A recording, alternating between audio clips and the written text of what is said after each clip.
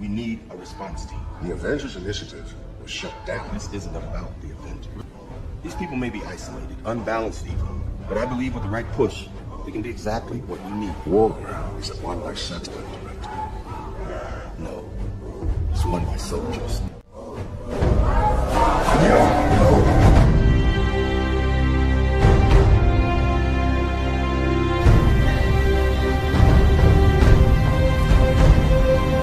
Right now, you, every single one of you out there, have a chance to be a part of the greatest organization the NFL has ever seen, the Dallas Cowboys. And you are fans of a championship football team. And what do? You blog. You blog so hard that you're running up and down the internet all night long. If it's 4 o'clock in the morning and you got to get another story out, you blog. You know why? Because you know more about your team than anybody else. There is 32 teams in the league. 32 teams. You expect them to know every team like you know yours? Wait, they don't. They don't. And how do you do this? You go to the Dallas Cowboys show, you get a blog, and you blog about the Cowboys. You blog all night long about the Cowboys. You tell people what they need to know about the Cowboys instead of letting people tell you. That's what you did all last year. No more. You know why? Because we have the internet. All you have to do is have heart. And you can do it. You know why? Because you're a fan of a championship football team. And a fan of the championship football team, they give everything. They give everything they got to help their team make it to the Super Bowl. And if you're not willing as a fan to give it all you got, then you go to the New England Patriots. Blog, blog, blog, blog. There's nothing better than that. Nothing more fulfilling. Nothing more special.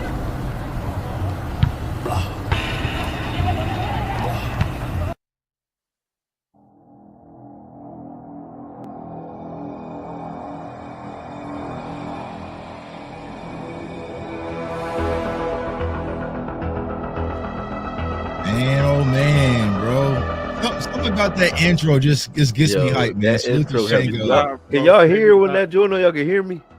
Y'all can hear me? I was fucking rolling. Yeah, bro. Yeah, bro. How you just handled that bone, that tree? That is so funny as shit, man. Hey, but the message is extremely important, man. Salute to the OG Shango on that. And this is what I want to kind of say, like, as my first word, I guess, versus the final word. You know, tonight as we break this down, Cowboys Nation, salute to everyone watching right now across all the platforms. My ask is that we focus on the message and not the messenger. I feel like what's going on right now in our Cowboys community, there's a lot of people that's giving you context, they're giving you evidence, they're giving you film, but Cowboys Nation isn't being receptive to the idea because who's it applying the message, right? It's just the Okoye, or it's just Lou, or it's just Jay Tuck again, and here go Boston, or Will Henney, right? And what people are starting to follow is the title, but not the actual message, right? So if Brian Baldinger was to go on here and make the same presentation that Okoye made the other day for 2 to 3 hours, right? Cowboys fans, Cowboys Nations would have flocked to it, and it would have just became the gospel.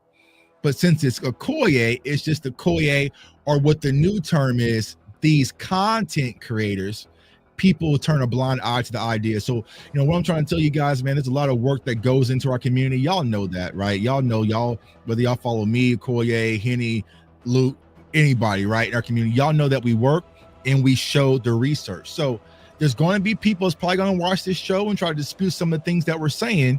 Cowboys Nation, you should demand the same from them, regardless of their title, that y'all demand from us. Show me the work. Don't tell me, show me. Can you show me what you're saying versus just tweet at me versus just write an article? We want to see the research and back up your work. So that's kind of my first opening statement as we start tonight's show and kick this off, man. Salute to Cowboys Nation. Let's turn up.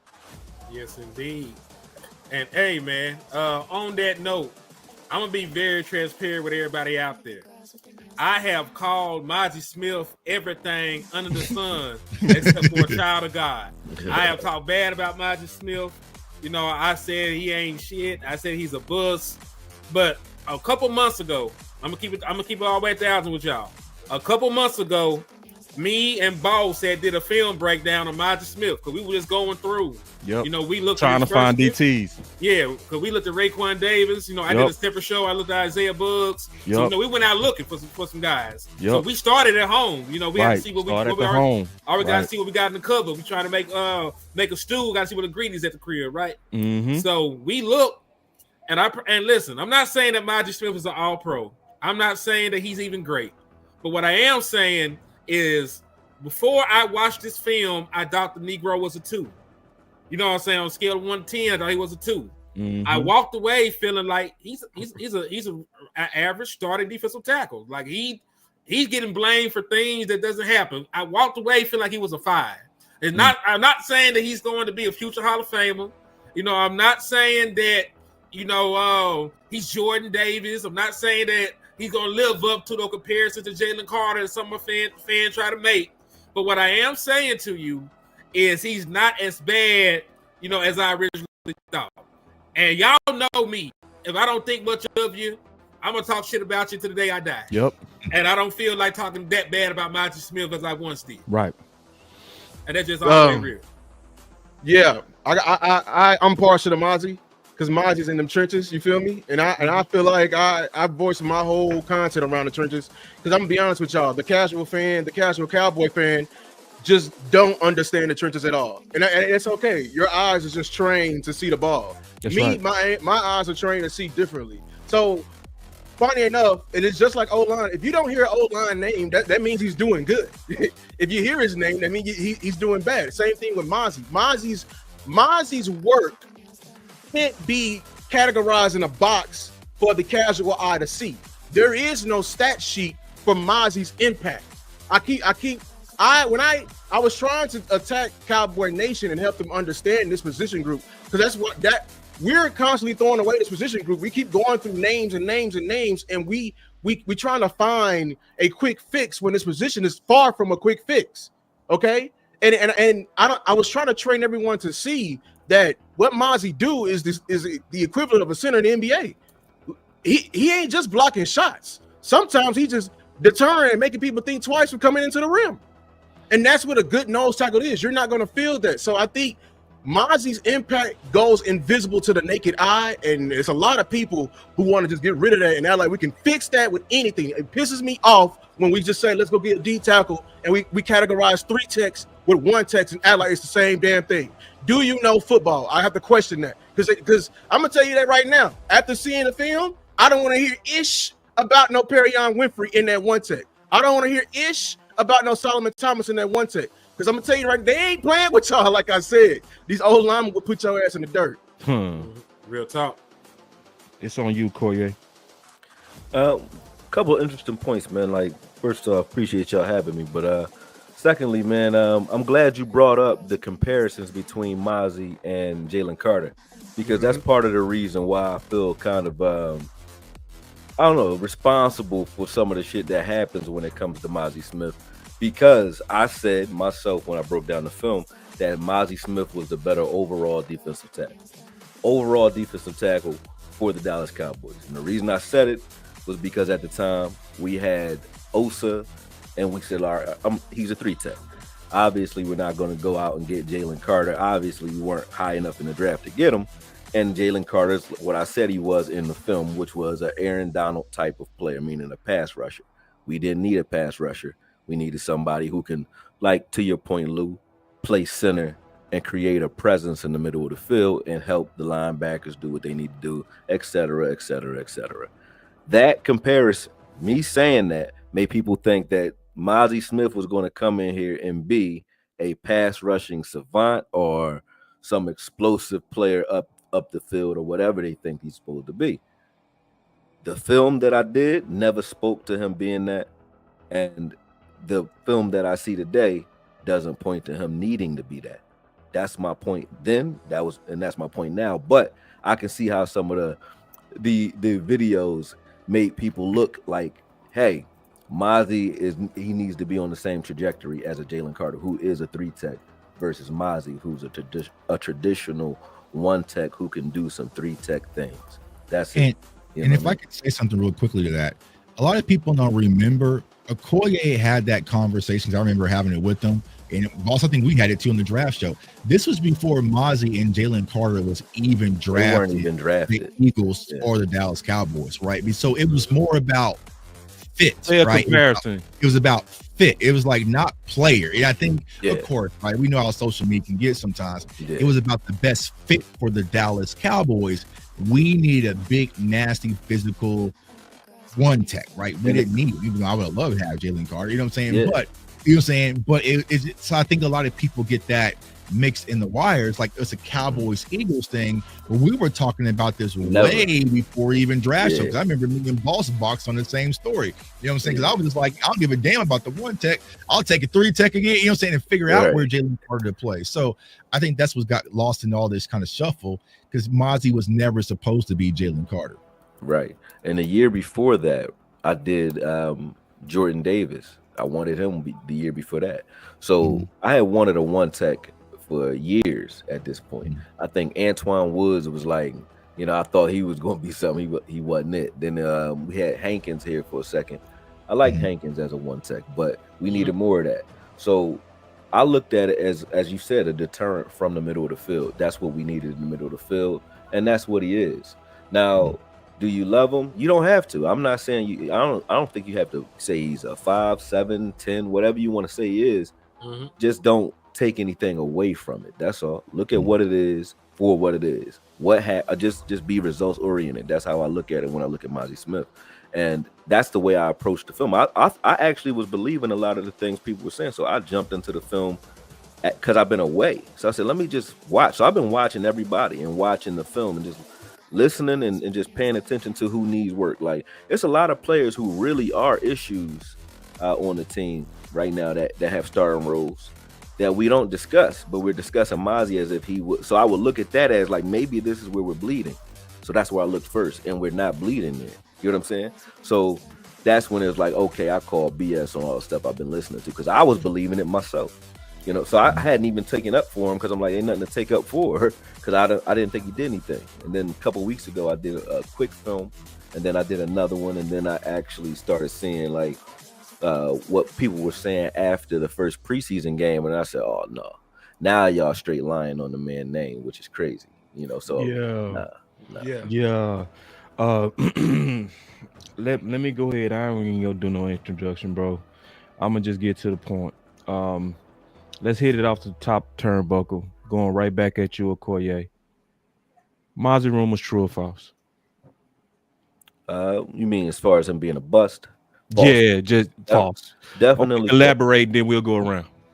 So the way I looked at it was like this, right? He got drafted into Dan Quinn's regime. Dan Quinn didn't seem to really want a 1-tech. He wanted Mazi to be more of an upfield, penetrating guy, and he looked at him because you're strong and you're kind of lean. You're not fat. You're kind of lean. So let's shrink you down. I'm assuming that's why he shrunk him down to 290. I don't know, but Mazi's first year, he didn't look very good. So I get that sentiment of how that started, right? But when you look at what Zimmer did with him, Zimmer wanted him to be a 2-gapper, meaning he wanted him to clog the middle of the field, and he wanted him to open up gaps for those linebackers and keep them clean. You can see, and I did a 3-hour video showing it, like any game, multiple games for 3 hours, right? You can see Mazi's first move on multiple plays was reaching out forward. Like, he was reaching forward. He wasn't making any moves with his hands. He's just grabbing the inner collar of both linemen. Both of them would disengage to try to climb, or either one would disengage depending on where the linebacker was coloring, and they would try to climb to the second level. Mazi's still holding them while they're disengaged. They're not blocking them. They're trying to run towards the linebacker. Now, we will lord over guys like Demo and say, hey, Demo's balling. Demo ain't have to shed no damn blocks either. Why? Why is that, though? You know what I'm saying? Or we'll lord over Clark, who just had a good game, right? This weekend, Damone Clark. So we're like, okay, Damone Clark didn't have to shed a block on Saturday at all. He didn't have to shed a block because he was clean the entire game. Sanborn's clean most of the game. You know what I'm saying? So when I'm looking at that, I can't watch that and then say that Mazi Smith doesn't have an effect or impact on the game. And when you're doing that, to me, it's just, support it with film, and then I will believe you. I will change my tie. I'm not here to defend him if he's doing some bullshit on the film. I'm not. But show me that, and then we talk about that. Stop telling me how you feel.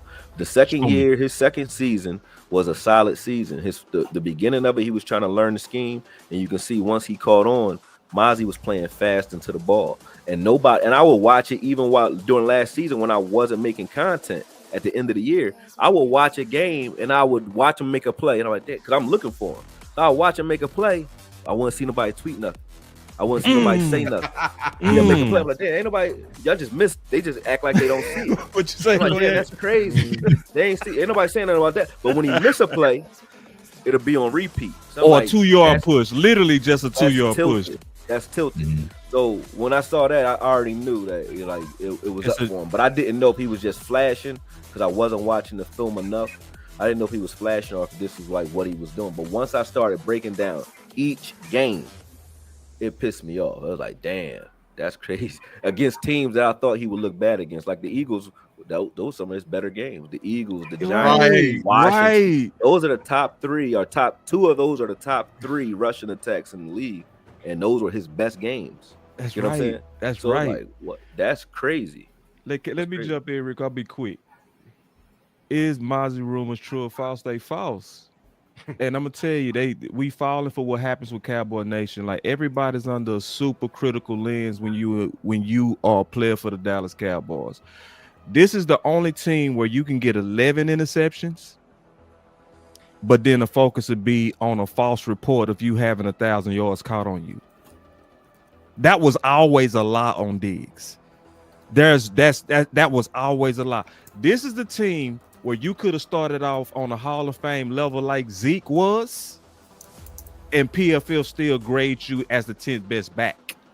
So when you are literally like with the Cowboys, we got the ugliest, shiniest roach spotlight on our players, and Mazi is also falling victim of that. This is what I mean by that. Okoye brought out the fact, and I'm gonna show this again, that actually Mazi is having better production than Jordan Davis. If you look at where he's trending career-wise, he's trending higher than Jordan Davis. Do you see Philly shooting holes in Jordan Davis right now? No. But I also say, to your point, Jordan Davis don't get on the field like that. Like, the Philadelphia Eagles done kept a rotation of 5 defensive tackles out there, so you don't even be thinking about Jordan Davis. At one point they had Linval Joseph over there when he still had some juice. You know what I'm saying? They did a very good job of acquiring some veteran defensive tackles in there to even help with Jordan Davis' production, in his development. And I'll say this, and then I'm gonna pass. I know you ready, Okoye, to jump in that real quick. This is the thing, Cowboy Nation. All of us knew going in that it take 3 years for any DT to develop. Why is Bus even a conversation within the first 2 years? Henny, me and you did the film breakdown. Henny, I know for a fact if somebody was a chump, if anybody would publicly put big holes in them, it would be you. Well, me and you came out of that film and we literally watched 16 games. We put 16 games on film in the public, bro. And I came out, I said, not only is Mazi not bad, he literally only struggled on doubles as a rookie. That was it. And his hustle was literally better than everybody almost on the whole squad. So I looked at year 1 and year 2, and I said, no, they lying on him, bro. That's what's happening, especially year 2. Because, see, I know Okoye is in the film war right now, but I'm siding with Okoye on that film because you know why? He showed the Philly film. Go look at the Philly film where they was trying to break the record with Saquon, and look just at Mazi. If you look just at Mazi and you say Mazi played bad, I'm gonna look you right in your eye and say you're a liar. you are a liar. You can't go watch what he did on the best offensive line. Now, we trying to focus on preseason and call him a bust off preseason, which Okoye did a good job of showing that that's crazy because he didn't even have enough snaps. And the ball didn't even go his way enough for you to have this super critical attitude of his preseason performance. One of the worst things Okoye showed today, and it was just outright disrespectful. Okoye said, how many yards you think they had when Mazi was in the game? I just guessed. I said 30 because I knew to go low because I knew it was something stupid. I just guessed low as hell. He added it up. We making literally a crisis. And Okoye proved today by the film and the metrics 30 yards while in the game. But who are we talking about the most? Mazi. No, the rumors are false, bro. Well, what's the rumor we're disputing right now? The rumors of him being a bust, the rumors of him actually not being where he's supposed to be. If we being honest, Mazi is right where he's supposed to be career-wise, bro. The rumors of him being a cut. Now let's talk about it all because I keep hearing it. Yeah, let's go through it. Let's go through it. I keep hearing that people want to make him a cut casualty because, like, you know, that Tawiya.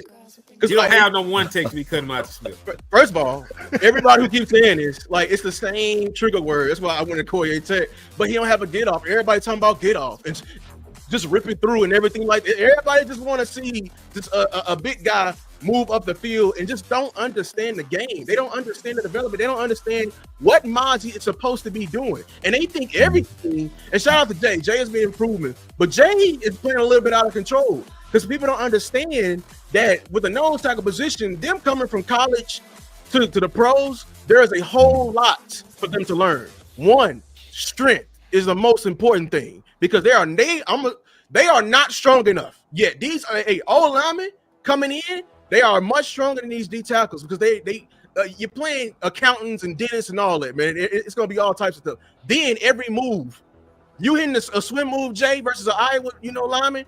Yeah, you see, it didn't work on it. Willie Lampkin last week did it. You know what I'm saying? It's different. Then the field, they don't know when to come off. There's times I saw Jay in the game. He don't know when to rip off. Young fella, we are in the progression of the run. They come in, bouncing it off you, rip off. But everyone is just looking at the flashy things because Dexter Lawrence do it, because Quentin Williams do it. But they just look at highlights. They don't even know the proper development. Vita Vea plays something similar to Mazi. Vita Vea don't even have the stats. He don't get tackles. The thing that Vita Vea does is what he did to us in the playoff game when we came out there and we was trying to run the damn ball, and quickly we found out. We were like, yeah, we're going to pass the ball. We dodged that. Yeah. We still should have ran the ball on the ball. So for me, it's a couple things, right? Like, so going back to what was said about Jordan Davis, right? I'm not the comparison that I put out there, right? It wasn't that Jordan Davis is playing worse than Mazi or bad. It's that everybody thinks and knows that Jordan Davis is playing fine, right? Right. Okay. So if Jordan Davis is playing fine with the same stats or similar stats with playing time anyway to Mazi, why are the Eagles defend Jordan Davis? They're ready to cut your head off. They'll defend Jordan Davis's role on the team, which is exactly what Mazi's role is on this team. You know what I'm saying? Mm-hmm. He's a wall that's supposed to clog up the middle of the field and divert attention away from your linebacker so that you can stop the run more effectively. If he's doing his job and you see Mazi doing a similar job, especially all of last season, pretty much just literally grabbing offensive linemen so they can't get to the second level, then why do we hate our version of that? Why do we hate ours and they lowered over theirs? You know what I'm saying? Yep. To the point where even when I just put them side by side, I had to say, like, y'all do know I'm not calling Jordan Davis trash. I did a breakdown on him the year before. I would have took him the year before, right? So the fact that I even put them side by side, they all start snapping, and it was just Twitter war, all crazy, right? Mm-hmm. But you see that, right? You see that. You know what I'm saying? We'll cannibalize our own, though. We hate ours. We don't even know we cannibalize our own. We do. Yeah. Quickly, too. And even when you talked a second ago, when you was talking about even Vita Vea, I'm never said, I'm not saying now that Mazi is on any other level other than his own. What I'm saying is his body of work, what he puts on the film, Can I work with that? Can can a defensive coordinator take that and utilize it effectively to win games? Have I seen that? Yes. Has he done it consistently? Well, everybody say he hasn't done it consistently. Watch all of last season, because I have, right? And I'm not elite. I'm not an elitist. I don't think any of us are, right? But if I watch some shit and I've seen it, and I'm not gonna lie to you, and I'm showing it to you, and then I slow it down for you, then I blow it up for you, and I label it for you. Label it. Okay. Graphics. I'm not lying, or at least I'm looking. I might be even wrong by what I'm looking at. So guess what else I'll do? I'll go find the version of it that's supposed to be done right, because I ain't an NFL player, right? That's what everybody's gonna say. So go look at other players, your Jordan Davis's film. Go look at Dexter Lawrence's film. Look at film of one text that we would say do it at the elite level, and then say, okay, carbon copy that. And have you seen any plays? It don't got to be every game, but have you seen any plays from number 58 that resembles those plays? You could be in kindergarten and point that out. You know what I'm saying? So that's all I'm doing. We're not elite here. It's just I'm watching it. We all watch it. And if you watch it and you watch it honestly, you can't say that you don't see those plays being made. And then the thing that like I said, pissed me off is he started getting better towards the end of last season. Those Eagles games are between week 14 and week 18. That's the end of the year. Washington was week 17, something like that. That's the end of the year. For the entire end of the year, he was trending up. We're in preseason now. So how are you trending up and then you fall off a cliff after what? Right. 38 snaps. Right. Something like that. Right. That don't make sense. It don't make sense. And we're asking questions about can he deal with double teams? The question you would ask was like, okay, well, let's look at this film from the last time he dealt with a real double team from an elite line. And let's look at it. Like I said, he faced in the last 8 weeks, he faced the top rushing attacks in the league. In the last season, he faced Baltimore, that's number 1. Eagles twice, there was number 2. Washington, I think, was number 3. And you could keep going. I don't remember the entire list. I know we played the Lions; they was up there. But you can watch his body of work against all those teams, and then look at what's happening in the A gap and in the middle of the field. Where are the yards on the ground coming from? Are they coming from quarterbacks off the edges? And you're not talking about the fact that DeMarcus Lawrence can't set an edge or contain. Are you not talking about that? The fact that the quarterbacks can run right up the side of the field. Are we not talking about the fact that Hurts ran right through our $80 million man's gap during the first Eagles game in week 14? Osa was on the ground losing contain multiple times. Hurts was taking off on him. Mm-hmm. That wasn't Mazi. But if it was Mazi on the ground, I would understand. I was like, oh, this is what you mad at. I get it. That's not what was happening. So, and then the runs on the edge, jet sweeps and so on, that was all on the edge. That's my dogs. They think I'm hyped about something. Man. Look, I know you've been sitting back. We're going to get you in here right now, bro. You think I'm okay, mad, cool. I want to plug one of Okoye films real quick. This one especially. See, because he showed something on this particular film right here, bro, that where he smashed our film breakdown, Henny. What he did, this is where he just was Okoye, right? Because Okoye, his films is like extra mile. That's the best way to say it. Like he go do the extra. He go make it to where goddamn you can't go against it type shit, right?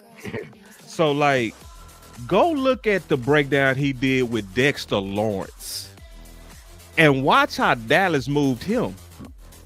Right. And if you go watch now, he kept hitting the buzzword, and I ain't gonna lie, I was getting crunk every time he said show me. I was like, hey, this is the one, y'all. It should be, let me tell you, it should be 20,000. Because this is where he showed the fuck out of it. Okay. And when you go look side by side, like, and what we trying to do as a universe, we trying to get the opinion days in the past. We trying to bring evidence back to the forefront. And when people go do the work of showing you, okay, while you shooting holes in Mazi, look at Dexter and compare what you see with him to Mazi. And what it's gonna make you do is say, we tripping. That's what it's supposed to do when people show you.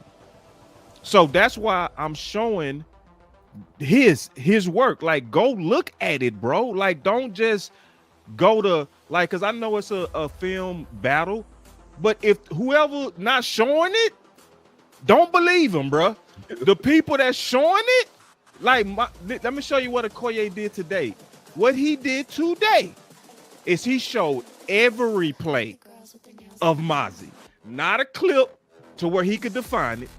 He showed every play. He also showed every play of Jay. Look at those time steps, boss. 2 hours Woo! of film work, 3 hours of film work. Yeah. Yeah. What do we just Appreciate that. You know what I'm saying? That's 5 hours, man.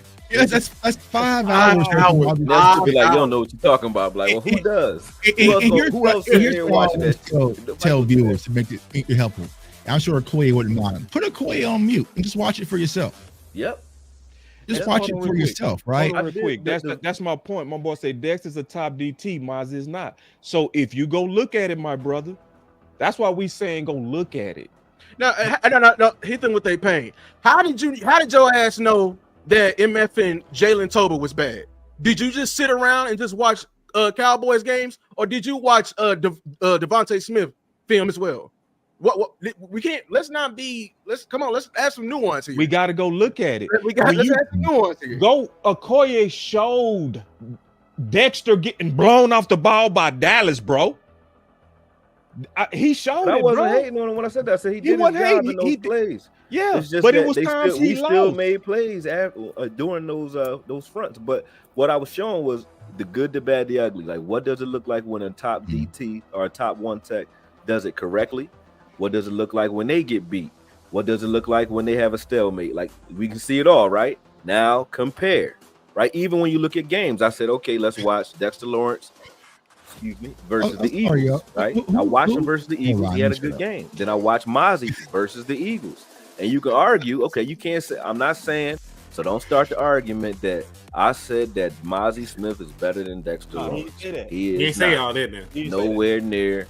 He's not in, they're not in the league together, right? But he had a better game versus the Eagles than Dexter Lawrence did versus the Eagles. That happened. It's true, bro. That happened. Now, if I'm lying, show me. You know what I'm saying? Because trust for yourself, like, it's for real. Like, if anything should have taught y'all this preseason, remember everybody was hyping Joe Milton, and we see it for ourselves. I just got a question. If Corey is having a film battle, and it ain't versus me, it ain't versus Lou, it ain't versus Balls, it ain't versus JC, it ain't who are you? All right. Who was that? Like, I mean, who the fuck is Corey Ballard film wise that can actually do it? If it ain't, you know what I'm saying? The people right. Anyways, all right. So answer the question. I don't care. Fuck them. Anyways, to answer the question, is Mazi a bust or not? Right. And I feel like what has happened, it's been a few things. Improper expectation that was set on Mazi just being it was a first round pick. Perfect. What people have to understand is the context of that conversation. Mike McCarthy did not want Mazi. Dan Quinn did not want Mazi. Therefore, the coaching staff didn't have a plan for Mazi when he was drafted by the front office and Will McClay. Okay, so they bring him in anyways. And so what happens is Dan Quinn tries to mold Mazi into what fits his scheme, but that is not what makes Mazi Smith the first round pick that they ended up drafting for. Mazi is a physical specimen that can play with strength. He can anchor in and just move people. That's it, right? Upfield, rip moves, swim moves, spin moves, toss all that away, right? Mazi is just a physical force. And so it didn't work out his rookie season under Dan Quinn. Then you move on to Coach Zimmer. Coach Zimmer added the weight back on, like Okoye said, two gap. And now for someone who played linebacker, you have to think of it from this lens. Mazi as a nose tackle is my offensive lineman. Just keep those big ass loos off of me, bro, so I can flow down and make plays. That's all Mazi's job is, and there's no stat sheet that's going to show it. You are not going to be at Buffalo Wild Wings thinking, oh my God, do you see Mazi take on them double? It's not. It's not going to be part of the game. So you're going to sit back and feel like Mazi ain't do nothing, but then you're going to look up and see Overshown had 15, 16 tackles, or say Maris is balling, or Eric Kendricks, he's a dog, right? But you're not taking on the consideration who was keeping these linebackers clean so they could flow in traffic. It was Mazi. Now, does Mazi have some things to work on as far as consistency? Yeah, absolutely. But I think the problem is Cowboys fans either want you to be goated Micah Parsons or you trash, right? There can never be any in between. Just and good. what happened, you know what I'm saying? You can't just be good or cool. You know what I'm saying? Like, it's a good. And the problem is the Dallas Cowboys, once again, is putting Mazi in an unfair advantage where, just like with Zeke last year, why did people really hate Zeke?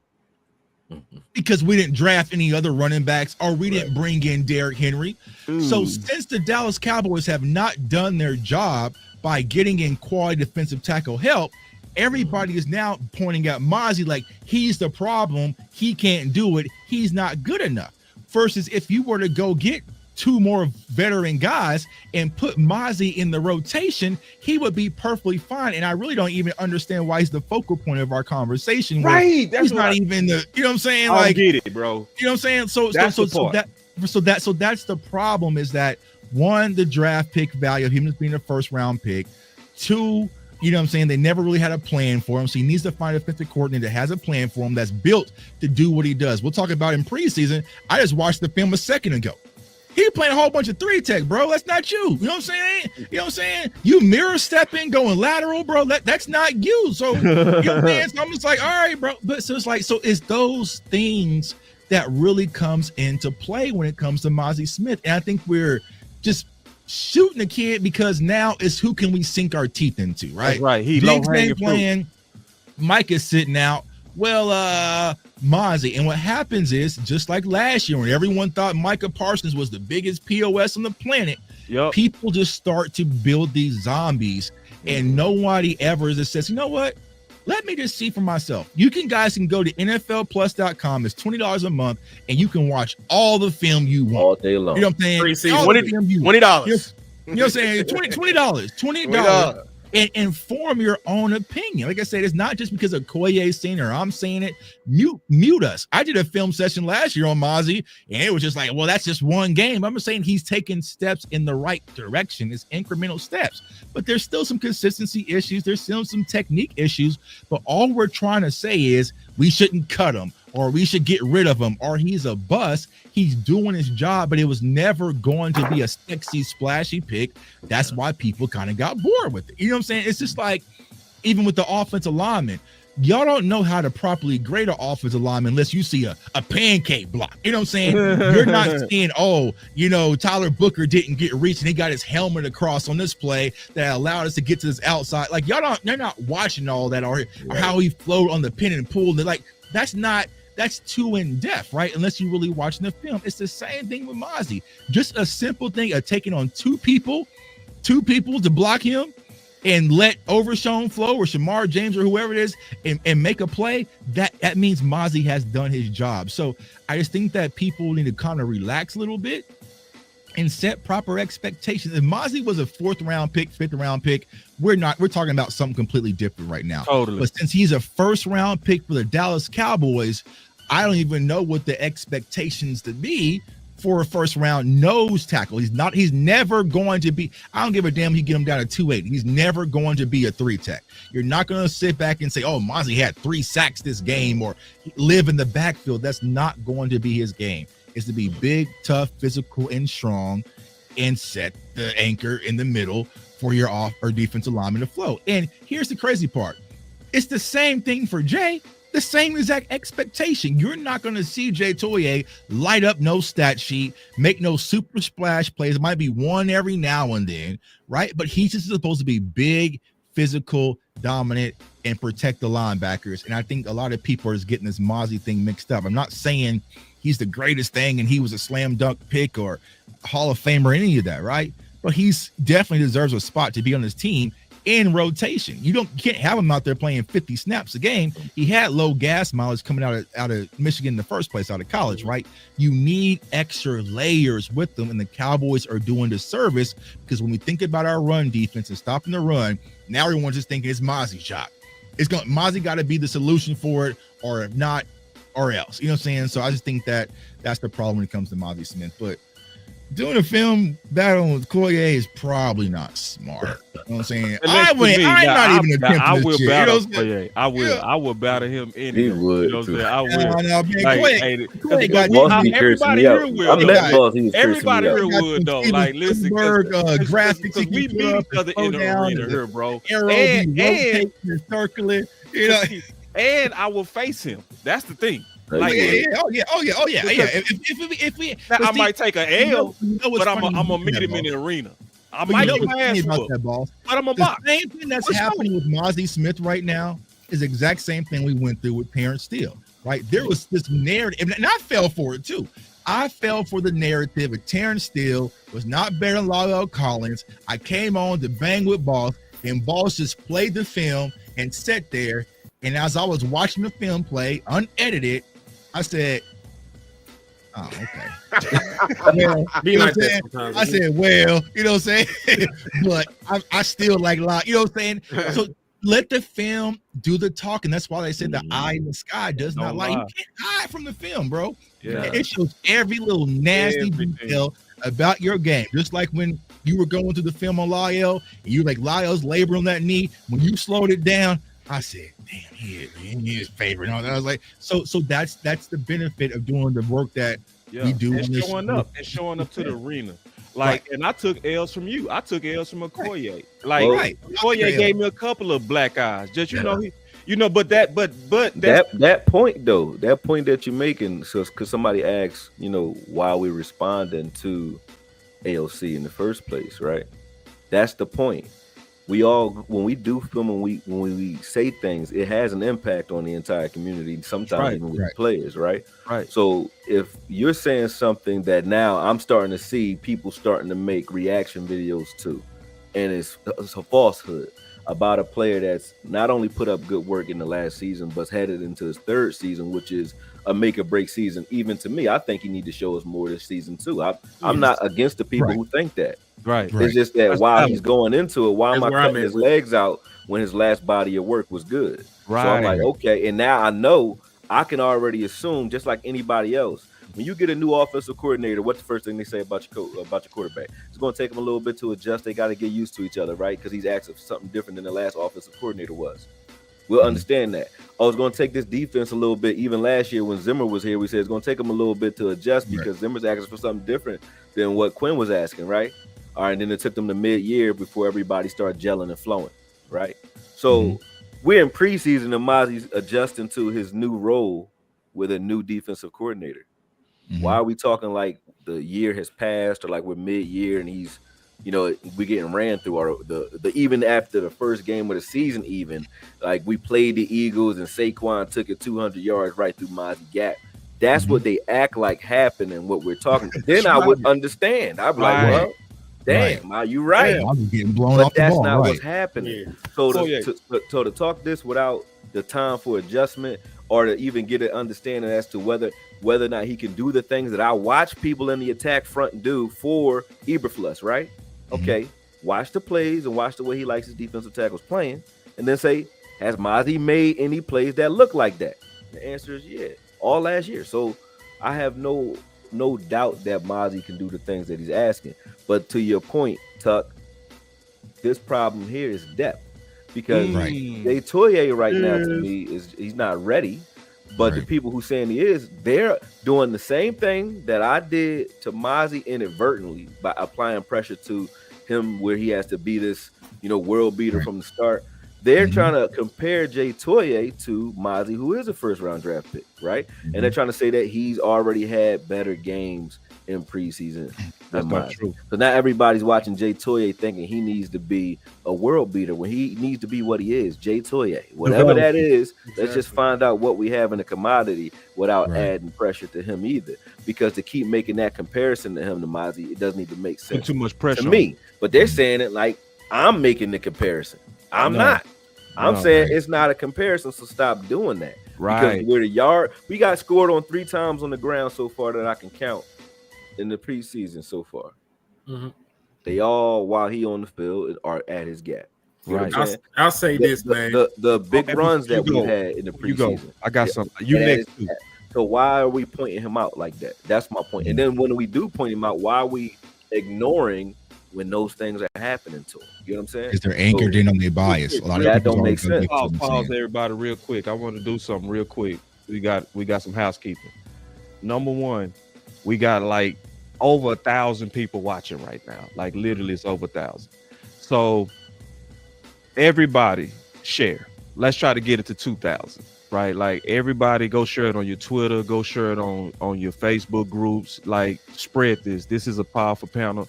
The major reason for these 5 is because these 5 has put in my opinion, the most off-season work on One Tech.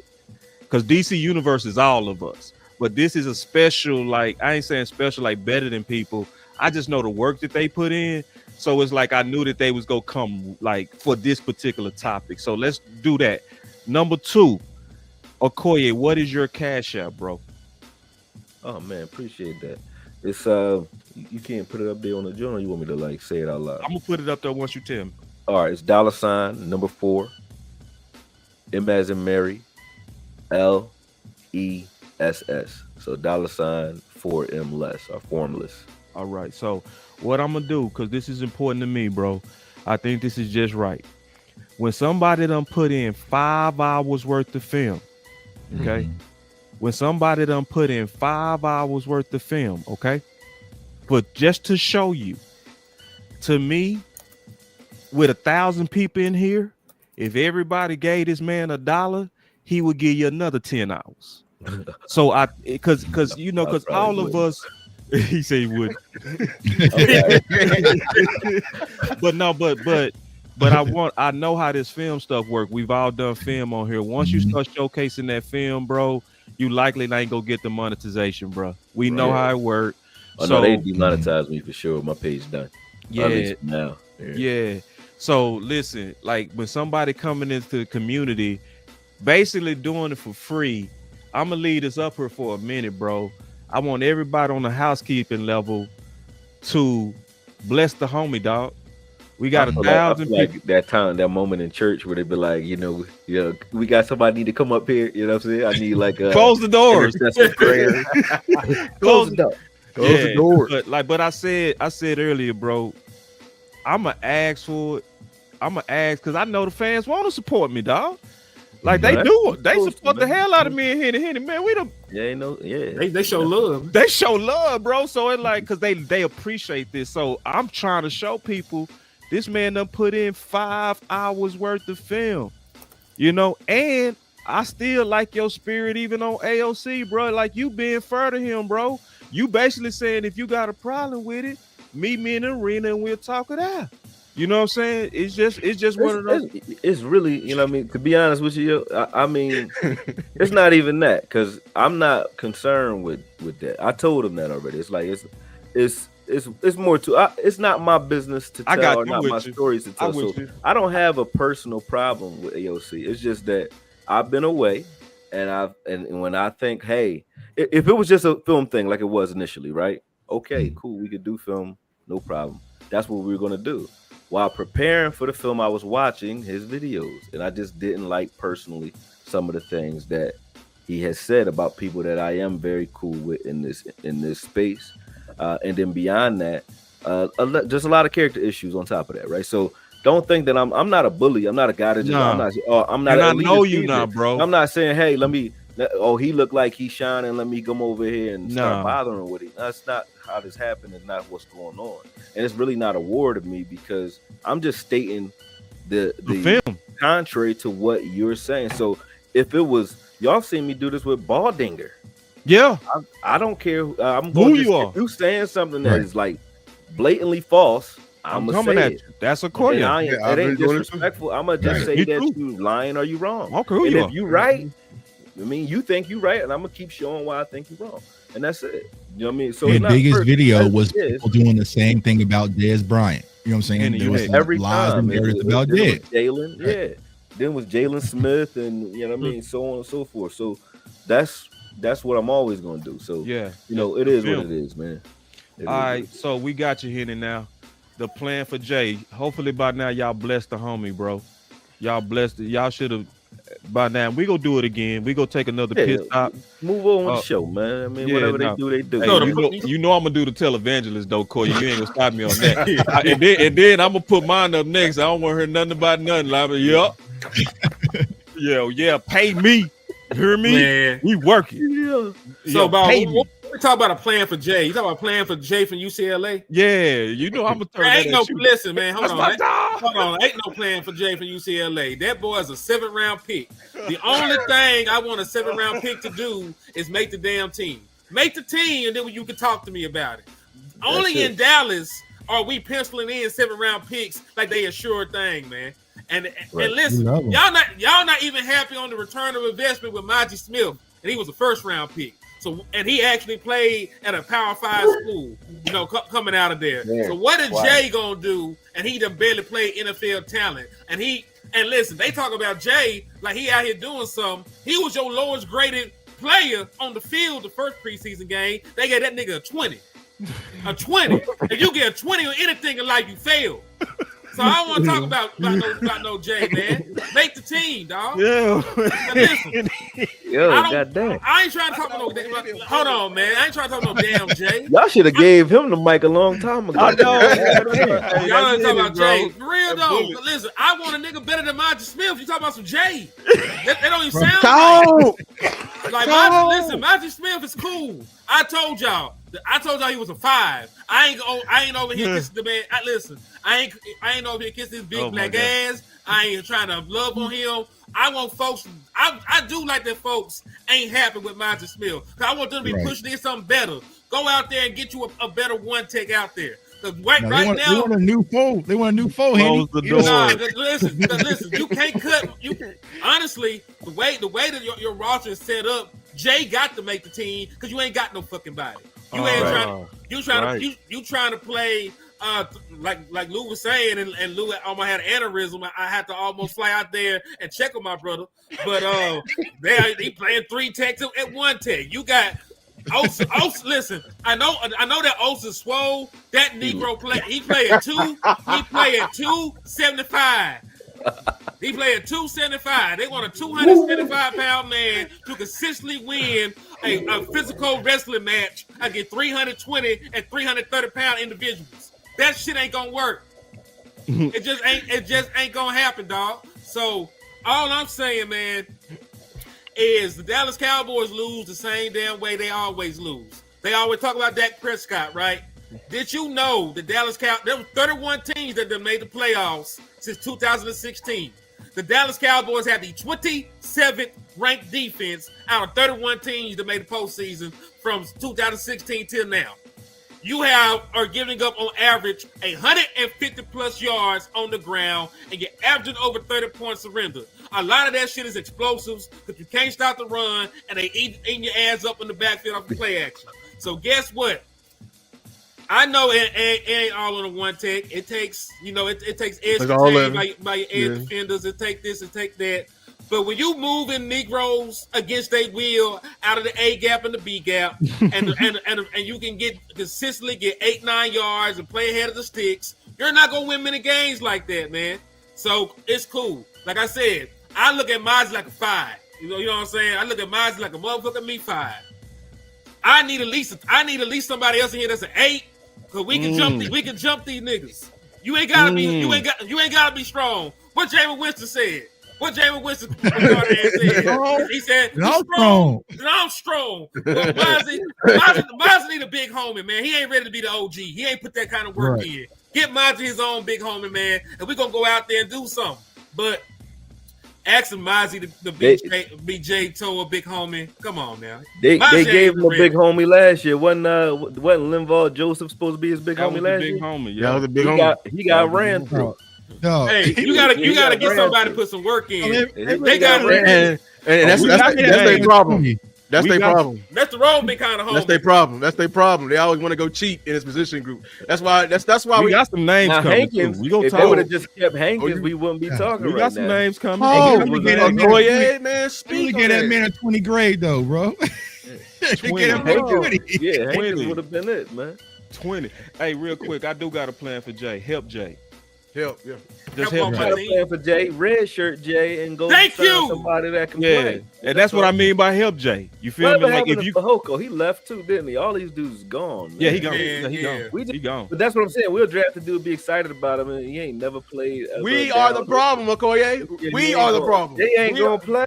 We are the problem. There's 2 backups in the preseason right now, so he's not gonna play. And if he do play, it's gonna be a problem initially. I think. Yeah, me too. Initially, Watching on film yep. right now, if you're watching, if you're preparing for Jay Toye and you're an opposing Run at offense, him. Run at you're him. gonna watch what's happening in preseason right now. And you go right And at him. that's Right at him. when he in the game.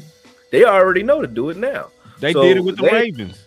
Exactly, and they just did it with the Ravens. They did it with the Rams. So when he in the game, they go and target 93. Yep. Especially in the second half, because he can't. His conditioning is still bad. That's We're why not even talking about his condition. I'm talking about first half too, bro. It was the whole Rams game Boy, he got and the Ravens the game. It's Rams. not the The second half. We're And not I talking feel about like his second get half. off good until you get tired. Oh no, he He got tired. skills. He got skills, but he's not strong enough at the point of attack right Nah, now. And they, he's not. and He's he's not. a rookie. He's His a effort rookie. was way better though. Everybody Game talking two, about his but still quickness. not enough. Quickness, 7th though. round rookie. Quickness Come though, on, right? Quickness though, right? He's Get off. quick. He got quick hands. Right. He's strong. Rip in. That's what everybody be saying. Yeah. Get off. Yeah. Good.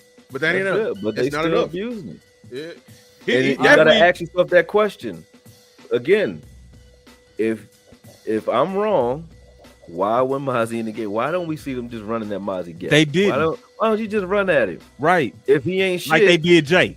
run at him then. Right. all second They half. run away from him when he in the game. Right. Run at him the whole game. Well, they Right. run at Jay the whole game. He not lying. They don't Deterrent. run they run the edges with Mazi in the game. Now you can say, well, you know, they don't respect Mazi. That's just what they happen to call at the time. But it's a hell of a coincidence if you watch the second half of last season and watch where teams are running and what's happening, and then ask me where the yards are actually being gained. Are they being gained through the A gap, the B gap, or are they being gained C to outside? Which one? Real quick, 2 more questions, and we done with one tech. Mhm. All right. Is it too late for one tech help? Hell no. Oh, I'm Absolutely not. Absolutely Well, we talking about Jerry Jones, so unless somebody break a leg, knock on wood, you ain't Yo. gonna get another one. I'll say this, man, because there's too many options for the Dallas Cowboys for us to say that it's too late. Will it take some time for some of the veteran one techs that have been sitting around collecting dust to get acclimated? Sure. They ain't been through training camp. They ain't did nothing. They've been drinking a little bit of beer. They got wives at home. They've been cooking good. They're gonna take a little bit of time to get into shape. It's damn near to the point you might want to sign you a UFL dude that got NFL experience. We Just 'cause talking about a just 'cause team they done played. that spent an entire season almost without a linebacker on the team. Yeah. Boy, It's the we're same talking about team. the same team that played a safety at linebacker. You see what I'm saying? So you think they're about to go get what No, we need? hey, listen. I said it ain't too late. We asked the I don't question, think was it's it too too late late? either. We just don't trust them to do the right thing. Because we Oh, they're got not gonna Hankins do at it. the That's trade why I'm deadline. just going to talk about what's going to happen. That's like saying, like, I grew up without we got Christmas a long time. Hankins. Like, I don't like to get my hopes We up got before- Hankins at the trade like, deadline last time, man. I think it depends on if we get Kabluki, bro. Like, man, we got the perfect schedule for it too. When right, did we sign- got when did the we sign Jordan Kabluki Phillips schedule, last bro. year? We got Like the me and Kabluki Tuck schedule. talked about this behind the scenes, bro. One of the things that might help us, bro, is seeing Philly game 1. Like for real, bro. Like putting that shit on film. A team that go right at your weaknesses on the front. So like the thing that make Dallas do things, like we'll come out there with receiver by committee until we see that. Then we'll say, all right, go get Amari. So like I think it's too late for them street one text though. That's over.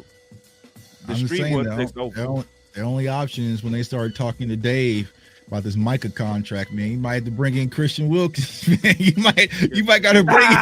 You might gotta bring it on freaking Dickey, dog. Yeah, I take Christian Well, Wilkins, I was joking off of the split that I seen on the Joe on Twitter.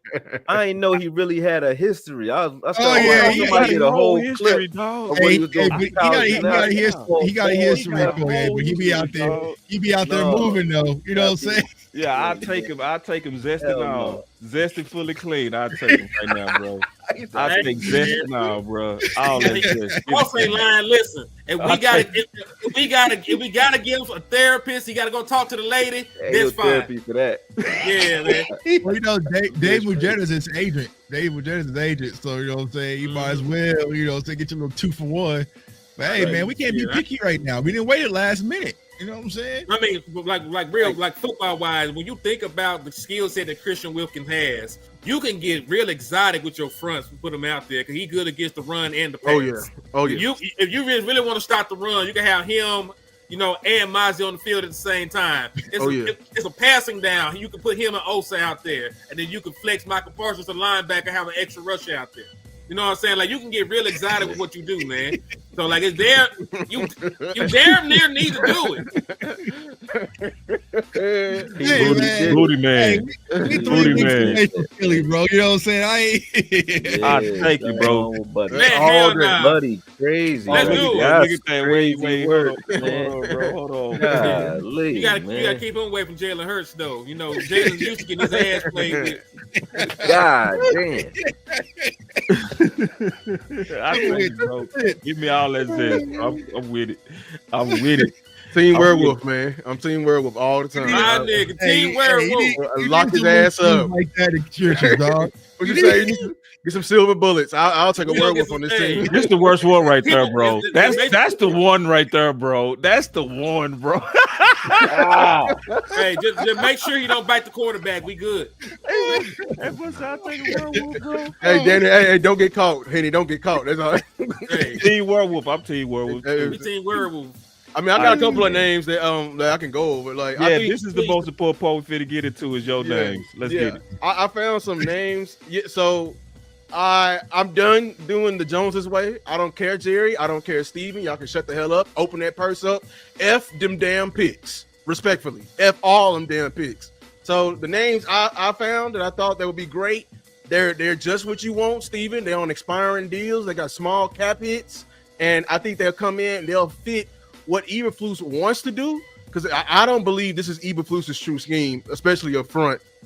He didn't do this at Indianapolis, nor Chicago. But people always want to look over that. Yeah, he had Andrew Billings. He had no one take, bro. No, that boy is out there making spaghetti with Alfredo sauce, and they asked for spaghetti. That's what he's doing. He's doing what he can. That's right. So the first name is the guy on the left, the Texans, Tim Settle Jr. Love him. 8-year vet.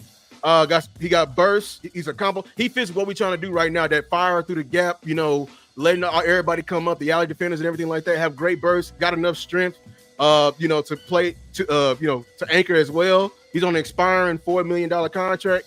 And I love that he's an 8-year vet. So this is what we need. You know, I'm trying to bring in mentors for the Cowboys nation. Okay, it's gonna cost you a pick. Cough it up. I don't care.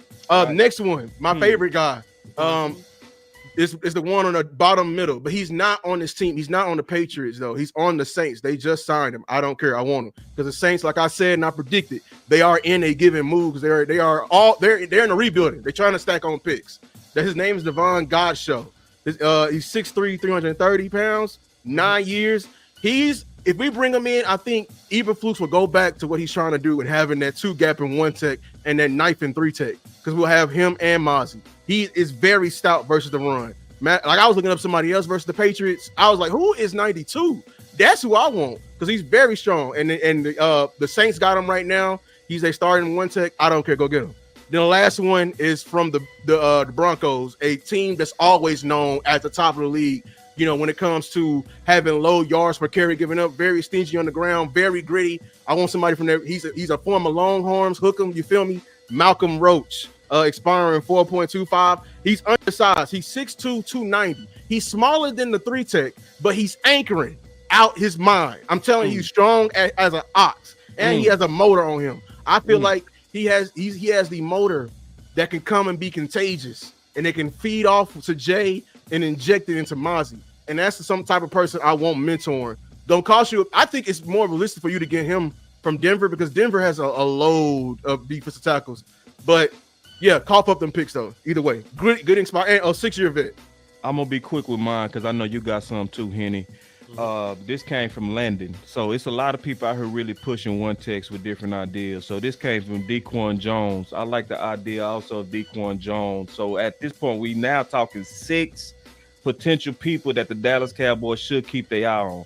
Another righteous idea that I love also came from Scott, where he talked about we just played him. Yeah, Basil, right? And what I loved about this idea is he's in a deep room. Those are always your best guys when they're in them deep rooms, because then you can be a cut casualty, right? But still yet be of value to us. You see what I'm saying? Kind of like Hankins, you know. So, and I know you had some too. So now we talking about 7. So if YouTubers can go get some realistic quality options that can help improve your front and the Eberflus, I ain't trying to hear enough from Jerry trying to do this, you know, and Steve and this our guy stuff. And I know Henny finna come up with some more. So it's like, bro, you can get to work, Dallas, to build and help your run D and help Jay. Because that's what we really dealing with. We dealing with a front office that like to lean on their draft picks who ain't figured out yet that it take them boys 3 years to cook. You can't rescue this position with a draft guy. All the people at the top of the league, they all who defend the run, they all are vets. There's no rookies ever in history that be at the top of the league, and they're all the big D tackles that they were ushered in with a vet. Everyone say, "Oh, the Lewis, the names you signed, they drafted them guys where they had a vet to usher them in." Right. Look at the Eagles. Look at our contemporaries when they brought in Jalen Carter and I'm blanking on the other dude's name. They brought in the Dominican Suh, and they also brought in Linval Joseph. Those were important to take the load off of your rookies. My bad, Henny. My bad. Nah, you good, man. You just passionate. You know, I and rock with Fletcher that. Cox. Fletcher Cox. Down show Fletcher Cox. But hey, the 2 I got it from the same team because I'm not sure which one of them is going to stay on the team. The Detroit Lions got a surplus of defensive tackles. The one name that everybody knows about is DJ Reader. Yeah. He was one of the anchors on that Cincinnati team that made it to the Super Bowl.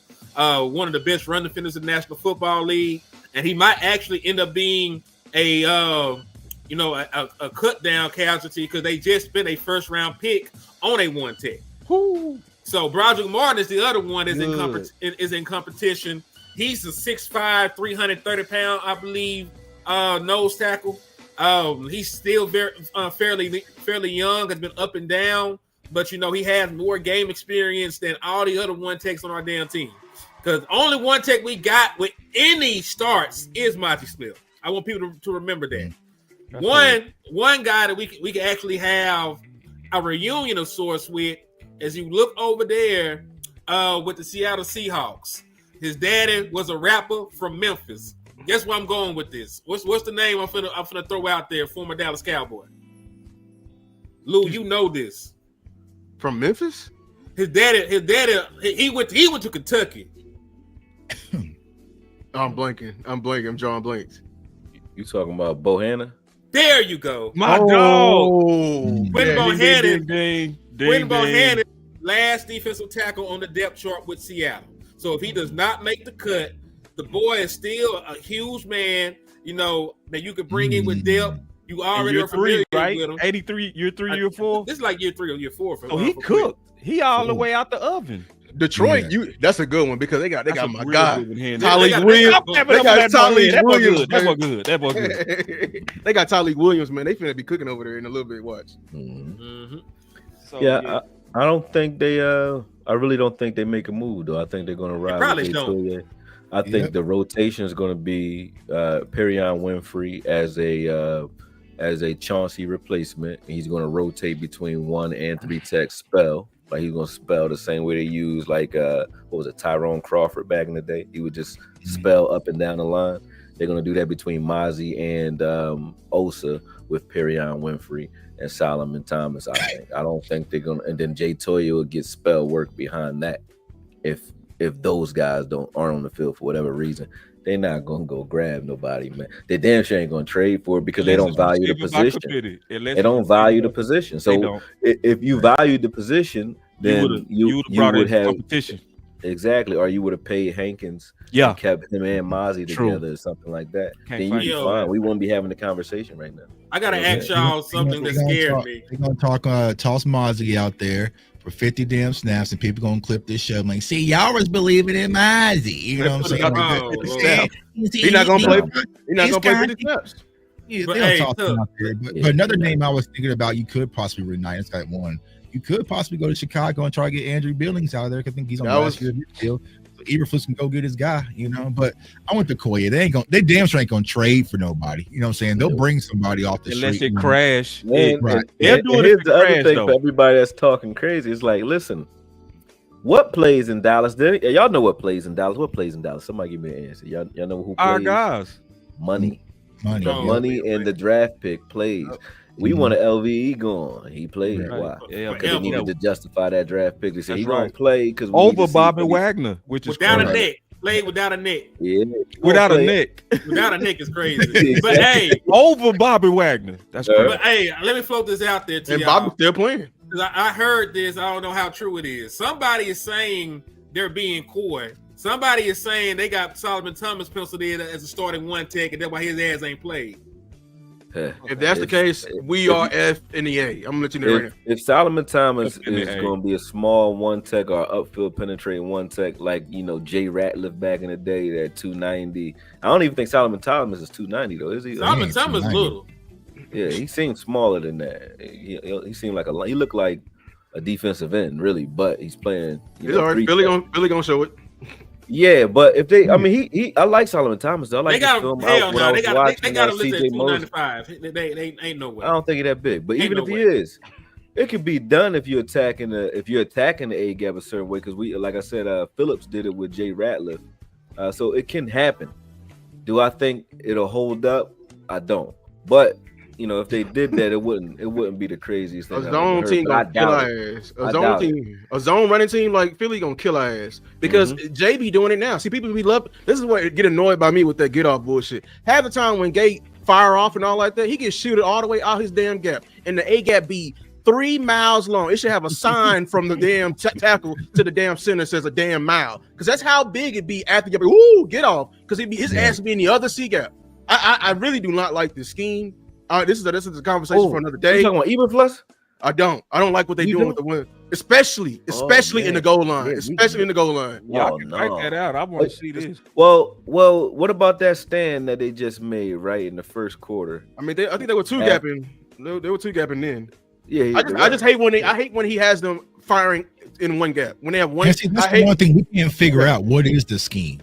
Like what is? Well, it's a multiple. It's mixed. It is mixed. And he is, but it's an attacking. It's really an attacking 4-3. When you watch the way the fronts are, it's like they use their linebackers, sort of like you acknowledged earlier, like running backs, because the front line will attack or slant to the left, and the linebackers are like cutting off their hip depending on what they're reading in front of them. So it's like he is attacking and crisscrossing and doing a bunch of different stuff because he'll get caught. Eberflus will get caught in he'll slant away from let's say the front side of the play and he'll get countered. But it'll look like the guys got beat or they didn't do their job when really he called them to crash left or crash right, and they'll do it and get caught at just proper timing from the opposite OC.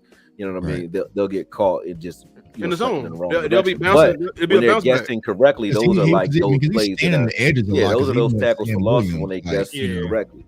High risk, high reward style of defense. Yeah, but I like it though. You'll also get hit. He hitting you with so much stuff on the back end too. Like I really like the fact that he'll keep showing you the same shit, and he'll let you. He also he'll bait you. Sort of like he'll keep you thinking that he's doing one thing when he's not. Like he'll give you the middle of the field where the linebacker will be ISO'd on the wide receiver, right? And he'll make you attack that because obviously you're going to attack that. So you start thinking that the middle of the field is open, just like we started thinking. Even the commentators started thinking that the outside said, "Why are they playing so far off? Like he's just retarded or something. He don't know what to do, right?" And then right after that, the next series, they They'll be sat on. on all that, right? And They then got he a got big a big six. six off of it. Yeah, Because he's getting you comfortable. So I'm letting you just throw those out there because you get comfortable throwing out there. You're going to keep calling these plays to the outside. And then he counters it after he shows you what he wants you to do. So I like the fact that he does that because that's the only, well, it's not the only, but one of the few coordinators outside of Vic Fangio that I see that plays around like that, like just Shell or 3-card Monty with his secondary is Spagnolia, man. And I wanted something like that here. And I think that Eberflus is a little more vanilla than that, but it's the reverse. Like he'll show you something vanilla, but he's doing a bunch of craziness behind it. You know what I mean? Whereas Spags will show you craziness, but it's really something basic. I mean, I am missing the Micah effect. Like I'm missing the Micah effect. Yeah, I'm finna say, man, because I was like, damn, bro, you gonna just let Koye whip your ass like that, bro? And we just the performance that the defense just put up, though. No, hold, Lou. You know I gotta do you that, the bro. question real quick. Hold up. Yeah. You don't like the defense, the defensive performance that they just put up in the first half of the Ravens game? It was good. I just hate it. I don't like the one gap. My issue is when they one gapping in the goal line. I really hate that because every time, like Damone Clark or Shamar James, they mess got like 2 gap go. They'll go under a gap. Like a zone team is gonna kill us because people be getting a moment. I see 2 people in one gap, we killed. We killed every time. Did you see the play with Sam Williams? It was like I think it was like a 3rd and short or something like that. But Sam Williams ran all the way around the line of scrimmage. He just abandoned his gap. Man, I don't like Leofold tripped him up. Exactly. Leofold tripped him, but I'm like, damn, if Leofold don't trip him, that's a touchdown. That's crazy. That was crazy. I ain't gonna lie, Sanborn. You about to say it? On his run fits, he's a little slow. It's a little slow in his run fit. Yeah, Sanborn? Yeah, you mean physically slow, or you slow? Yeah. No, I'm talking about. I thought you were talking about slow up. No, where he's supposed to be, but it's just that it's like you should be on the I got tackle right there. Yeah, It's like, and they take it all day to get. But he make plays though. I like Sanborn though. Yeah, he in the right You place. gonna like it. I take a like person in the right place over fast and dumb, and then right. And then shout out to Eberflus too. He just need to be a film. Yeah. Shout out to Eberflus because you can clearly see the better linebacker play, bro.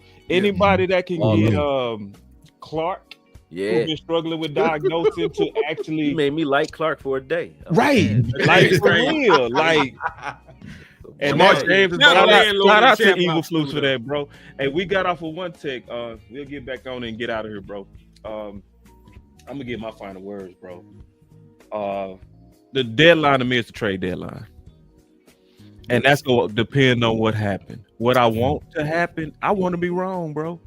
I want to be wrong as hell about Jay. I want Jay to be that 1 in 10,000 rookie that actually, shuts me the fuck up, bro. I really want that to happen. Well, we don't need nobody. But if that don't happen, I'm going to keep this pressure up all the way up into the trade deadline, and then I'm going to just live with the results. I want to thank everybody on this panel, bro. From me, because I saw all of y'all work, bro. 5 hours of work on the Okoye in literally just 3 days. Hours and hours of work and pressure from Tuck. Hours and hours and pressure from Henny. Multiple solutions from everybody up here, right, on how to solve this problem. I just appreciate the championship mind state of everybody here, man. That's my final word, and I really appreciate this particular panel. And hopefully, and I know the Dallas Cowboys watching this, over 1,200 people, somebody within the Cowboys watching, So take that serious. Also, like and subscribe to everybody here, bro. These dudes. I'm gonna tell you, I stand with these dudes' character. That's what I'm gonna say on my final word. I said this about Okoye on my own today. The main thing I'ma always love about Okoye, bro, from the bottom of my heart. If you want to see a dude that will fight the whole crowd when he's convinced of film, bro, and not blink at it too. It ain't no timidness or nothing. He'll look at 1,000 people in this chat disagreeing with him and say, "Oh, y'all crazy." But that's the conviction of a person that want to win. So I stand by the character of the man. That's my final word. Appreciate that, man. I'll get my final word and I'll jump off because I still got to pack, and get up that road tomorrow. So Dallas Cowboys, man, you got to respect one tech. Yeah, man. Respect. if you go back through your history, man, you are a team that actually had great defensive tackle play when you were winning championships. If you go back to the very first championship that got the Dallas Cowboys over the hump, the Dallas Cowboys were the #1 run defense in the National Football League. Right. They spent a first overall pick on a defensive tackle in Maryland.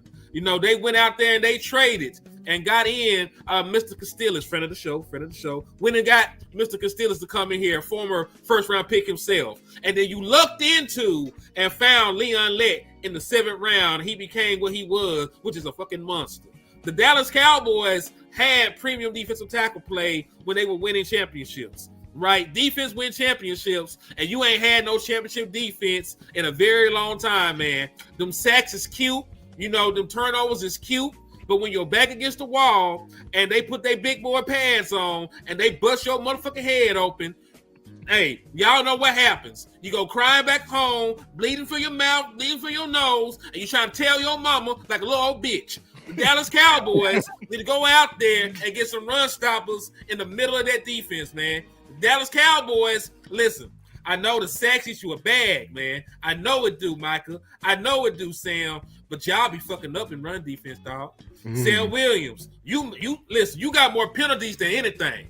You got way more penalties than you do actual defensive production. Yeah. And I know you in a contract year. So if you want to get a bag in Dallas, don't just focus on them sacks, man. Go ahead and set that edge and make them play. Because, hey, listen, but none of y'all gonna get no sacks, and all they gotta do is hand the ball off to the running back 30 times. And listen, we done lost playoff games when quarterbacks ain't throw for a damn touchdown. Jared Goff beat us, he ain't throw a damn touchdown. Your boy Jimmy Garoppolo beat us, he ain't throw a damn touchdown. The boy Brock Purdy beat us, he ain't throw a damn touchdown. You can allow 3 playoff games since 2016, and the other quarterbacks ain't do a goddamn thing. So guess what? You're losing the game on the ground. You're losing the game most of the time on the ground because you can't stop the run. So figure that shit out. Don't be cheap. Open your pocket. I know it ain't flashy. And listen, you suck at drafting the shit so far, man. I'll keep it real. you suck at drafting the shit.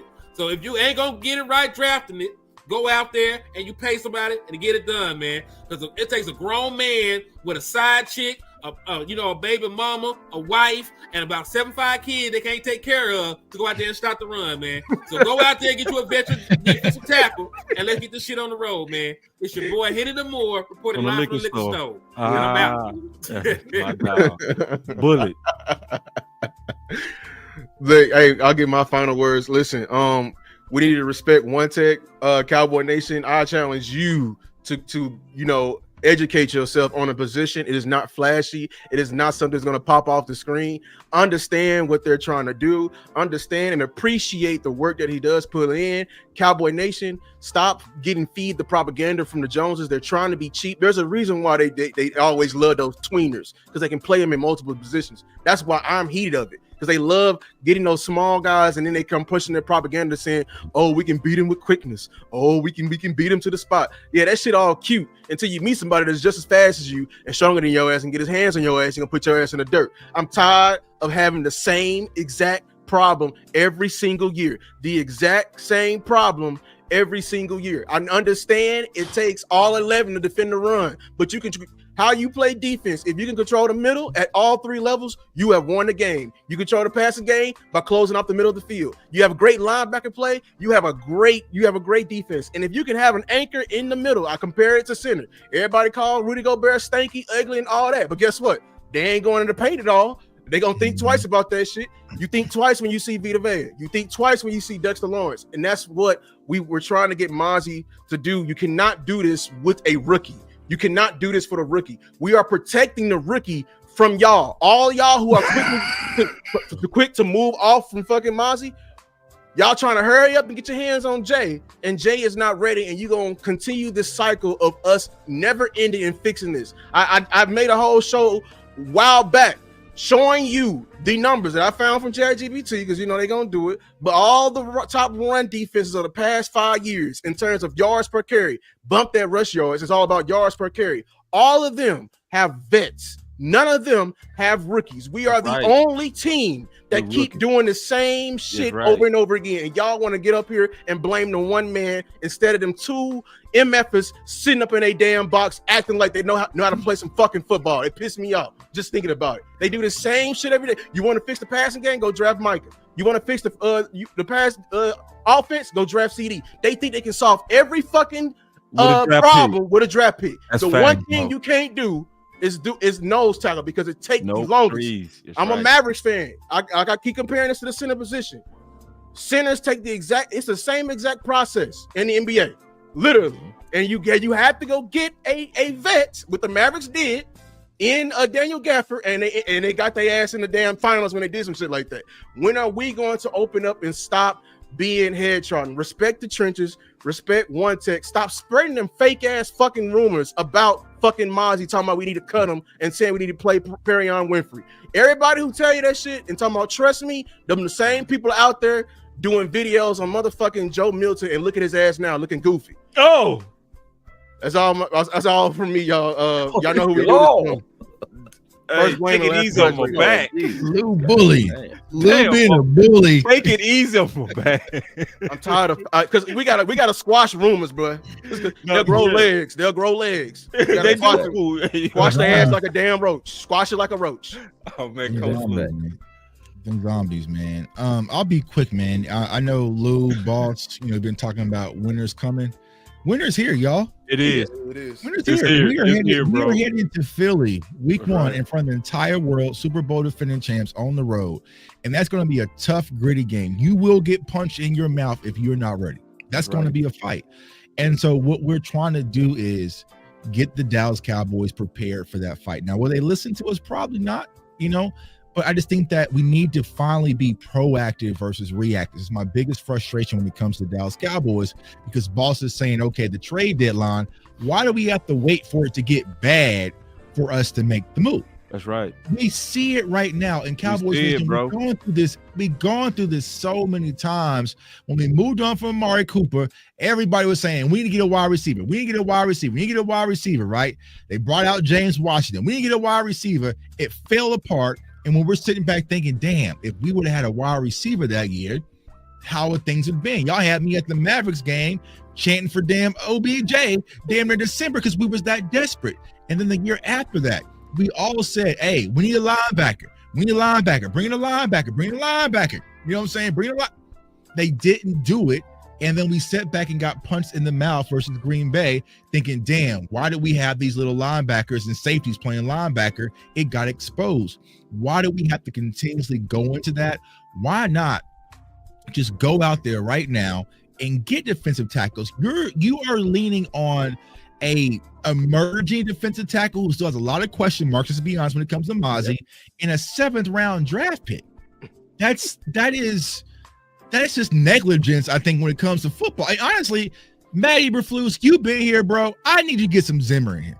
Get some Zimmer in here because last year Zimmer stepped to that podium and says, hey, Mazi's improving, he's playing well, but I need some noses. Exactly what he said, bro. And they went and got it too. Yeah, Mazi's, and then you got Linval Joseph, you got Jordan Phil, you know what I'm saying? You brought in some guy because Zim was like, I ain't doing, I'm saying, you're not standing me up for this. Shout out Mark Holmes. Matt Eberflus, what's up, Mark Holmes, the GOAT in the building. The GOAT. Matt Eberflus, you need to stand flat-footed with this and be like, okay, this ain't what I typically had. Nah, hey, I can work. No, this is not what I usually have to run my defense. Mazi will be a perfect rotational guy.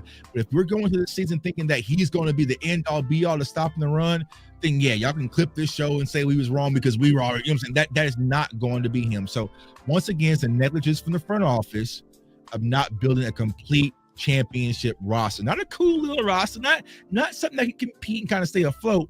All of us on this panel, and you guys are watching damn near at 10:30 at night on the Eastern time. We want a championship roster. That's y'all. right. A championship roster. I'm sick of hearing Philly make all these moves and compete for championship in San Francisco and Kansas City. It is our turn. It's been 30 years. When are we going to be aggressive? And we're not even asking for much, right? I was just talking to the boss earlier about the Eagles making the Michi trade. They were being aggressive, getting a wide receiver 4 or 5. 4, dude. 4, bro. You know what I'm saying? They're 4, making dog. a wide receiver 4, and we had to beg and have an all-out bloody war receiver to get a 2. wide receiver 2. 2. And we had to bang for 4 months to get a For wide 4 receiver months, 2. bang and bang hard. Bang hard. Damn near lost friendships and all. Yeah. A wide receiver 2. Yeah, You see what I'm war. saying? So why do we have to raise hell to get some veteran defensive tackle help? It doesn't make sense, but Nope. I think they're going to run out Solomon Thomas, Perry on Winfrey, who I do like. They're going to toss them out there, and then everybody will sit back and blame Mazi for being the reason why Saquon went for 150 and 3 touchdowns. So, That's Cowboys, what's gonna happen like too. I said, facts over emotions. I don't want to hear what you feel like or what you think. Show me. Right. Show If me. all of us individuals on this panel can show y'all film, can show y'all analytics, show y'all research. Hell, Luda said he chat GBT some shit. Ask the same for other people as well, because just talking on the camera and the microphone, it don't move much for me. Salute to everybody out there. And yes, man, that was me on the nightcap with Man, talk about that real quick, bro. No, talk about that before you go. You got to talk about nightcap, bro. That just shout out to Shay and Ocho, man, for shouting me out on nightcap, man. But it kind of shows that's dope as shit, man. that we doing, man. We actually grinding, and people notice. People take work That's at right. what we They do. take notice, bro. When you do it the right way. The right way. There you go. Emphasis on that. Yeah, Tuck always been thorough, man. Like last year, I was throwing a fight. Tuck hooked me up with Street Star Nord, man. Nord, my man. He put me on a show with Gerald McCoy actually too. That was a dope job, man. So yeah, shout out to you for that. Tuck be looking out, man. Solid. But I mean, I listen to everybody. I listen to and I like this panel because everybody's like different in a different space when it comes to Mazi, right? Yeah. Just to be clear where I am and how I stand with him. Am I against bringing in more talent at one tech on this team? Hell no. Like that's exactly what we should do. So this isn't me holding the door open and saying, hey, Mazi got it and we don't need no help. We good. If you acting like that's what's being said or you think that's what's being said, you're wrong there. But that also isn't a knock on him. As you guys said, any championship team is built with depth, and we don't have that with Jay Toye behind Mazi Smith. Now I hope I'm wrong, because if Jay Toye is good enough to start or good enough to take Mazi's spot, then that means we just got better and at the end of the day. So I don't have a problem with that either. If that's the way it shakes out, that's solely up to those men. They got to compete for it. If Jay Toye really is that product, I should see it on film, and we all should. But if we run him out there just because we want to run him out there and he gets ran through, you setting him up for failure, because now he ain't gonna get the opportunity to develop either, because he's not ready now, in my opinion. If you're getting ran through by backups and you're getting the amount of reps he's getting, that tells you Eberflus thinks that he may have to rely on this guy at some point. So I need to get him as many reps as possible before we get into the middle of the season and he's tired or he hits that freshman or sophomore wall, because they both hit a wall each year. That's so right. That may be why he's giving him 40 reps a game. And to his credit, Jay Toye may be gassed in the end of those games because of that. But I don't think he's ready just yet. But I hope that he is. But outside of that, man, we got a responsibility as content creators, just like you just mentioned, Tuck. You were talking about the fact that, we have reach, right? You were talking about the fact that you made it on Nightcap, right? Beautiful, right? We have reach. So when we say things, we start conversations, we start narratives. We just talked about how hard we had to bang for wide receiver 2. So the same way it comes, the same way it goes, right? I remember when Roy Williams was getting chased out of town because he had gone through coach regime changes, right? And they started just, hey, he can't cover immediately, right? After 5 Pro Bowls, and suddenly he was just trash. They got him out of here, got back with Zimmer, started balling again a little bit, then broke his arm and retired eventually. But I say all that to say, we've done this to several players who've left here and played pretty well. I don't think that Mazi is Taco just yet. That doesn't mean he can't be. That doesn't mean he can't fall off a cliff and disappoint. What I'm saying is, what he puts out now, can we win with it?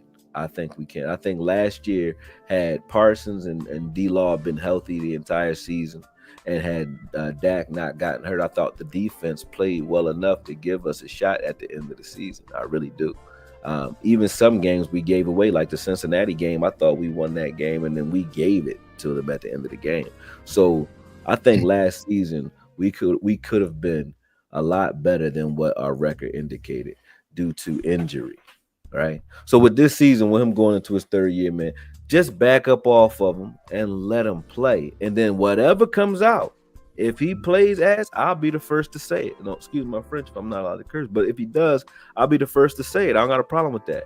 But when he doesn't, I'm not looking for a way for him to look trash, right? Everybody has a confirmation bias where if I show Micah get chipped and get thrown to the ground, that's one rep. They'll be like, all right, cool. If I show Micah give up 40 yards on a run, or Osa give up 40 yards on a run, or I show, any of those guys, we'll ignore that, right? But if any of that ever happens, whenever and it very rarely does, but anything happens in this gap, it could be for 5 yards. They look at it like it's, the worst gash in the history of defense. You know what I mean? And that's what my problem is. It's not to say that he's playing great. It's to say that why are we overemphasize everything? And I'm a coach, so sometimes we're watching boxing, right? And people will judge based off of the sound. I'll see a guy block a shot. He got hit in the shoulder, but everybody like, ooh, that's the way we are. When Mazi gets pushed by Tyler Smith in practice, it's Tyler Smith, all pro Tyler Smith, knocked Mazi back 8 yards. Duh. That's a big surprise to anybody. Now, when Mazi beat Tyler Smith, though, on a rep, mum's the word. Yeah. Why didn't that surprise? The narrative there is two good players battling out, making each other better. Just like DeMarcus Ware used to go against Tyron Smith. I'm pretty sure Tyron Smith beat him a couple times. I'm pretty sure DeMarcus Ware made Tyron Smith look crazy a time or two too, right? But nobody was saying that Tyron Smith is trash because DeMarcus Ware is whooping his ass, and vice versa, because that's what they're doing. Iron sharper iron, you know what I mean? So I don't like the knee-jerky reactions from the Cowboy fan base when it comes to bad reps, because we're going to see them from every player. Because the only one who asks I'm on right now, pause, is Donovan Wilson. That's it. He's the only one I say right now he's an issue. But nobody's talking about that. They're acting like we're fine at safety if he starts. We're not. So to act like we're going in there with a problem with Mazi, but nobody's talking about what we're seeing from 6 is crazy to me. Because that's where your issues are. I can see what happens with corner when they come back. I think when they get healthy with the way Eberflus runs his scheme, we're going to love our corners. But safety, if Donald Wilson starts, is an issue, because it was an issue. We lost games literally last year because of his play, and they ignore it because he made plays in the past and we like him, but he ain't it. That's it for me. That's it for me, man. All right, fellas, man. Enjoyed it. Dope ass panel. Let's respect one take. If we don't do nothing else, let's respect one take. Because we don't, damn it.